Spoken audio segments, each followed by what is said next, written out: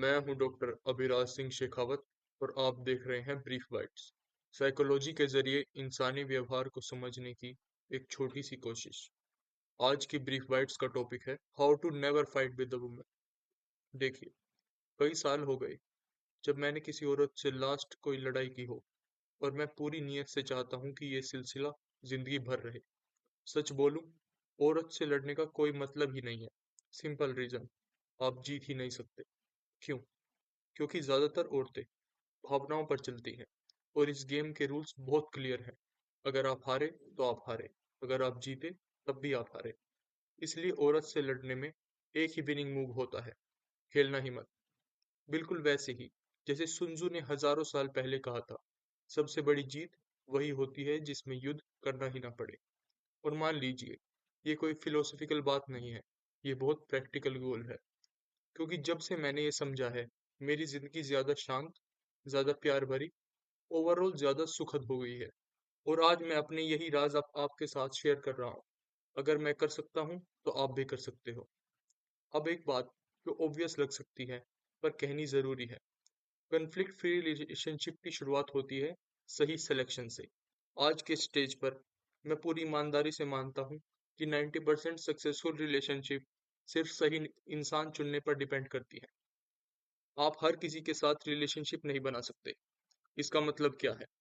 इस कंटेक्स्ट में इसका मतलब है, आप कभी भी शांत और सुखद रिलेशनशिप उस औरत के साथ नहीं रख सकते जो हमेशा डिसएग्री करती हो, जानबूझकर प्रोवोक करती हो, ड्रामा की आदत हो, या अपने इमोशंस रेगुलेट न कर पाती हो। ये पॉसिबल ही नहीं है। और शायद आपको भी, जैसे मुझे करना पड़ा, खुद से पूछना पड़ेगा, मैं ऐसी औरतों को अपनी जिंदगी में क्यों बनाए रखता हूँ।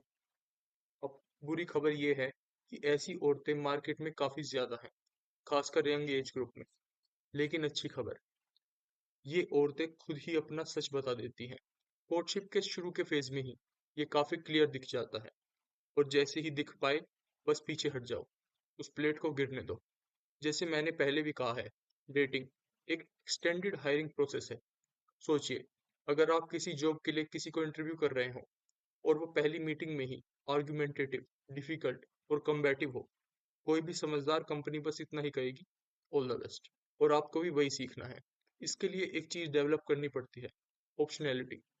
जब तक आप ये नहीं करते, चांसेस हैं कि आप गलत हेड से सोच रहे हो, और जब तक ऐसा करते रहोगे, तकलीफ चलती रहेगी।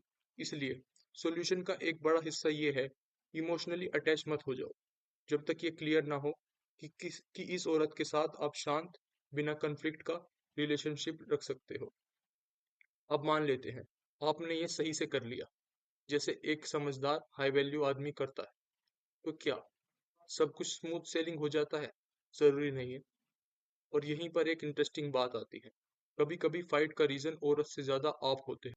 जैसे औरतें बिना जाने आदमियों के साथ डिसरिस्पेक्टफुल हो सकती हैं, वैसे ही आदमी भी बिना जाने एंटेगोनिस्टिक हो सकते हैं।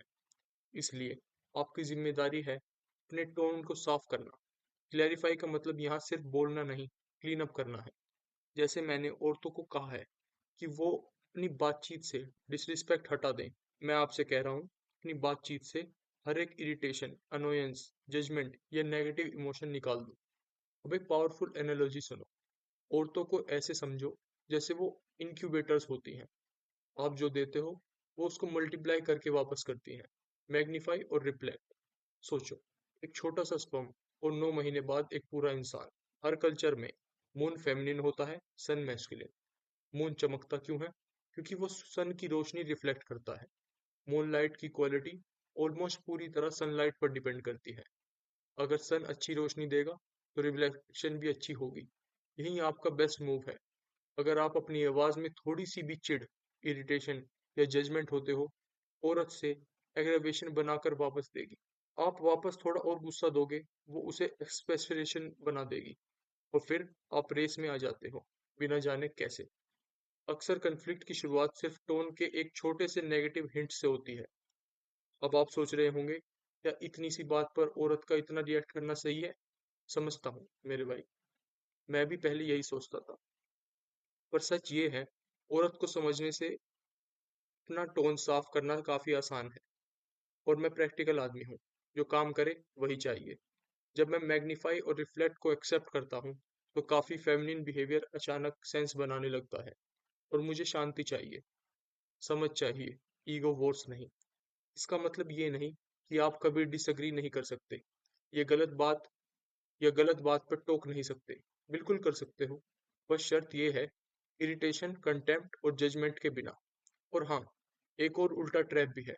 कुछ आदमी पूरी इमोशन ही निकाल देते हैं अपनी आवाज से, और ये औरतों के लिए डरावना हो सकता है। उन्हें लगता है आप इमोशनली वहां हो ही नहीं। इससे उनकी इनसिक्योरिटी ट्रिगर होती है, और फिर वो जानबूझकर फाइट बढ़ा सकती हैं, सिर्फ ये चेक करने के लिए कि आप भी वही इन्वेस्टेड हो या नहीं। इसलिए बैलेंस चाहिए। नेगेटिव इमोशन हटाओ और वार्मथ रखो। थोड़ी सी गर्माहट, आंखों में हल्का सा ट्विंकल। सच मान लो, उस टोन के साथ आप औरत से लगभग कुछ भी कह सकते हो, और वो रिएक्ट नहीं करेगी। शायद साथ में हंस भी दे, अपनी ही बेवकूफ़ी पर। तो बताओ, क्या ये आपके एक्सपीरियंस से मैच करता है? कमेंट्स में लिखो। और अगर यहाँ तक आए हो तो लाइक और सब्सक्राइब भी कर दो। सुनने के लिए शुक्रिया।